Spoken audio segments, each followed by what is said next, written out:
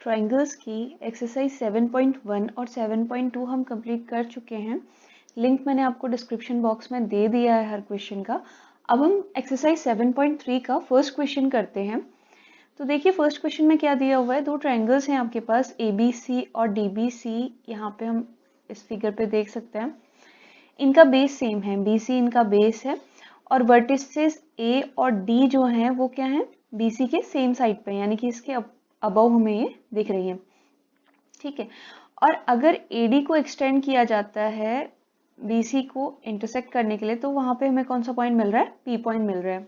तो ये तो आपका क्वेश्चन का डिस्क्रिप्शन हो गया कि इस तरह से आपको दिया हुआ है। ठीक है, अब आपको शो क्या करना है, पहली चीज आपको शो करनी है कि ट्रायंगल ABD जो है, ये वाला ट्रायंगल, और ट्रायंगल ACD ये वाला ट्रायंगल, ये दोनों क्या है, एक दूसरे के कॉन्ग्रुएंट हैं। तो ये हमें प्रूव करना है। ठीक है, तो आप यहाँ से लिख लीजिएगा टू प्रूव।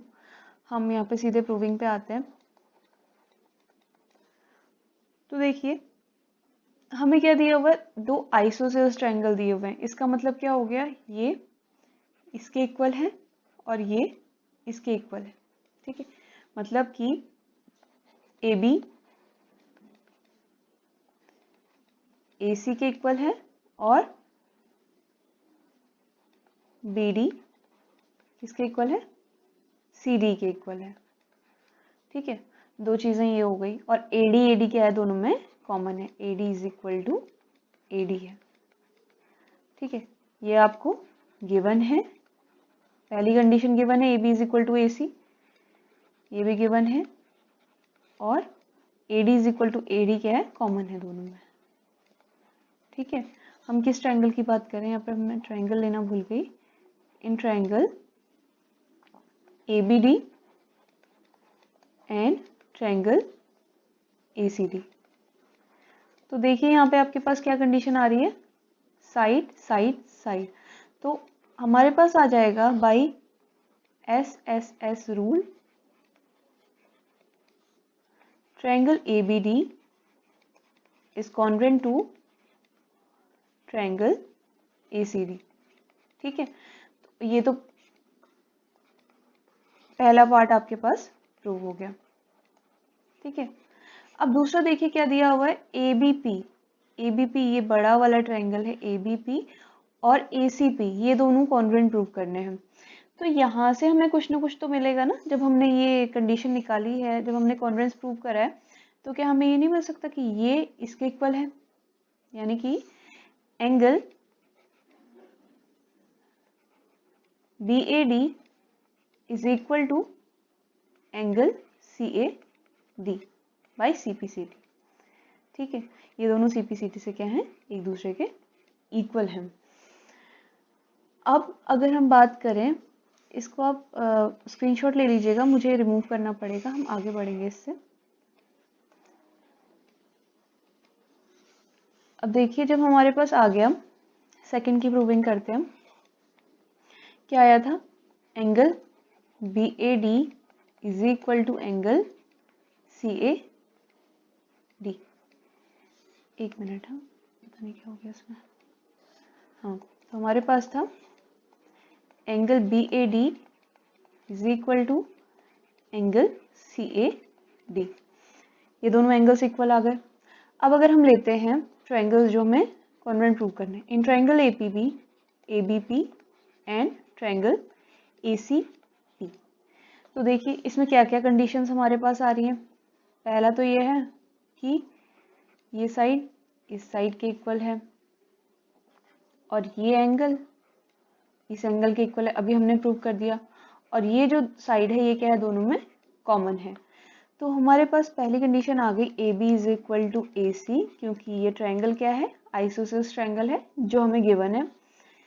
दूसरी कंडीशन आ गई कि एंगल BA, अब देखिए BAD लिया हुआ है ना मैंने यहाँ पे, तो क्या मैं इस पूरे ट्रायंगल को इस तरह से एक्सटेंड अगर कर दूं तो ये BAP बन जाएगा ना, BAD था ये वाला एंगल, और अगर मैं इसको BAP बोल दूं तो एंगल तो यही रहेगा।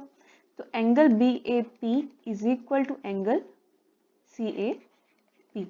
ठीक है, और लास्ट कंडीशन क्या है, AP is equal to AP है, दोनों में कॉमन है। तो साइड एंगल साइड से क्या आ जाएगा, by SAS rule triangle ABP is congruent to triangle ACP।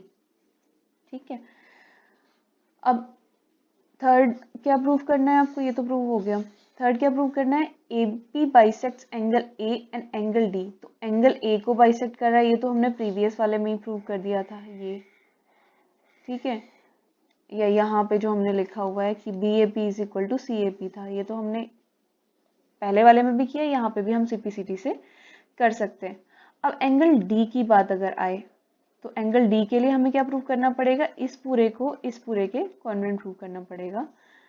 ठीक है, तो हम थर्ड देखते हैं, इसको रिमूव करती हूँ।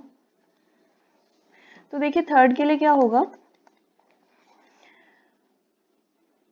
अब जब हमारे पास ये प्रूव हो गया था कि ABP और ACP एक दूसरे के कॉन्ग्रुएंट हैं, तो इसका क्या मतलब हुआ, देखिए अगर ये दोनों एक दूसरे के कॉन्ग्रुएंट हैं, ये वाला ट्रायंगल और ये वाला ट्रायंगल, तो इसका मतलब ये साइड इस साइड के इक्वल है, ये एंगल इस एंगल के इक्वल है। ठीक है, और ये एंगल इस एंगल के इक्वल है, और ये तो ऑलरेडी इक्वल दिए हुए। तो इतनी सारी चीजें हमारे पास अभी हैं फिलहाल। तो देखिए हम क्या करते हैं, हम आते हैं in triangle BDP and triangle CDP। देखिए हमें प्रूव नहीं करना है कहीं पे भी कि ये कॉन्ग्रुएंट है या नहीं है, बट ये हम क्यों कर रहे हैं, ताकि हमारे पास ये वाला एंगल इसके इक्वल आ जाए, और ये हमारे पास CPCT से ही आएगा। तो पहली कंडीशन तो ये है, जब हमने यहाँ से लिया था कि DBC क्या है, एक आइसोसेल्स ट्रायंगल है। आइसोसेल्स है तो इसका मतलब क्या हो गया, BD is equal to CD हो गया, ये भी आपको गिवन है। ठीक है, और क्या आ जाएगा, DP is equal to DP common है। और देखिए लास्ट में हम क्या ले सकते हैं, BP is equal to CP, क्यों, बाई CPCT। प्रीवियस वाला जो हमने प्रूविंग किया था उसके CPCT of triangle ABP and triangle ACP। ठीक है, तो SSS से क्या आ गए, ये दोनों ट्रायंगल्स कॉन्ग्रुएंट आ गए। By SSS rule triangle BDP is congruent to triangle CDP। अगर ये दोनों एक दूसरे के कॉन्ग्रुएंट हैं तो इसका मतलब देखिए यहाँ पे क्या होगा, this implies that angle BDP is equal to angle CDP by CPCT। ठीक है, तो ये तो इससे आ गया, ये जो हमने अभी यहाँ प्रूव किया। और सेकंड की प्रूविंग से हमारे पास क्या निकला, आप उसके पास में ही ये लिख लीजिएगा, जब हमने सेकंड प्रूव किया था ना उसके बाद ही लिख लीजिएगा कि angle BAP is equal to angle CAP। ये प्रीवियस वाले की CPCT से हुआ है, हाँ प्रीवियस वाला जो ये वाला हमने कॉन्ग्रुएंट प्रूव किया था उसकी CPCT से हुआ है। तो इसका मतलब जो हमारे पास स्टेटमेंट की फॉर्म में आएगा वो क्या आएगा, यहाँ पे मैं लिख देती हूँ, यहाँ पे स्पेस नहीं है, इस स्पेस में मैं लिख रही हूँ इसको, क्या आ जाएगा, दिस इम्प्लाइज दैट, आप इसके बाद में लिखिएगा, मेरे पास स्पेस नहीं था यहाँ पे, AP बाइसेक्ट्स एंगल A, ये देखिए ना एंगल A ये हो गया, और एंगल D ये हो गया, angle A as well as angle D। ठीक है, D है, क्लियर है। अब लास्ट प्रूविंग बची हुई, AP is perpendicular bisector of BC। तो ये कैसे प्रूव करेंगे, ये हम ऐसे कर सकते हैं, परपेंडिकुलर भी है बाइसेक्टर भी है। देखिए बाइसेक्टर वाला कॉन्सेप्ट तो हमने यहीं पे ला दिया कि ये बाइसेक्टर है। अब परपेंडिकुलर की अगर हम बात कर रहे हैं तो इसके CPCT ये प्रीवियस वाले के CPCT से ही मिल गया, और ये तो प्रीवियस वाले से ही हमें मिल जाएगा, हमें इसके लिए इसकी ज़रूरत नहीं थी, थर्ड वाले की ज़रूरत। तो मैं इसको एक बार रिमूव कर देती हूँ, फिर मैं आपको समझाती हूँ। देखिए हमारे पास जब आ गया था कि ABP is congruent to ACP आ गया था, तो उससे क्या हो जाएगा,